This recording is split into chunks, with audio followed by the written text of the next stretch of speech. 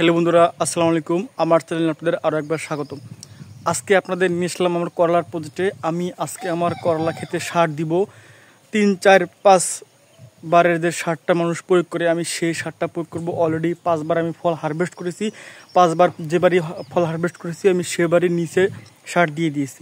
আজকে আবারও সার আমি দিচ্ছি এবং কি সার দিচ্ছি এবং কতটুকু জায়গার জন্য কতটুকু সার দিচ্ছি সেই বিষয়ে আপনাদের সামনে তুলে ধরবো। চলেন ভিডিওটা শুরু করা যাক। আমি আমার জমিতে সার প্রয়োগ করব। অলরেডি আমি সার প্রয়োগ করার জন্য আমি যে পলিথিনে সার নিয়ে এসেছি আমি সারটা খুলতেছি। আমি এখানে নিয়েছি ম্যাগনেসিয়াম এবং ফসফরাস একটি প্যাকেট নিয়েছি, এটা আমি মিশিয়ে দেবো। এটা দিলে হচ্ছে গাছের যে কোকড়া পাতাগুলো রয়েছে সেগুলো দূর হয়ে যাবে এবং গাছে যে রোগবালাই থাকে সেগুলো দূর হয়ে যাবে। এবং এর মধ্যে রয়েছে আপনার ক্যালসিয়াম এবং ফসফরাস, যা গাছের জন্য অপরিহার্য। তারপরে আমি আজকে দিয়ে দেবো টিএসপি, কারণ আপনারা জানেন যে টিএসপি সার দিলে আপনার যে গাছের কোনো পার্শ্ব প্রতিক্রিয়া হয় না, কারণ টিএসপি সারে রয়েছে ট্রিপল সুপার ফসফেট।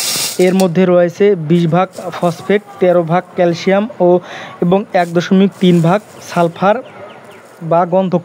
আপনারা জানেন যে টিএসপি সার দিলে গাছের শিকড় বৃদ্ধি সহায়তা করে এবং টিএসপি সারে গাছের যে গোড় বা কোষগুলো রয়েছে সে কোষ বৃদ্ধিতে সহায়তা করে এবং টিএসপি সার ফল এবং ফুলের পরিপক্কতা বাড়ায়। তাই আপনারা টিএসপি সার অবশ্যই ব্যবহার করবেন।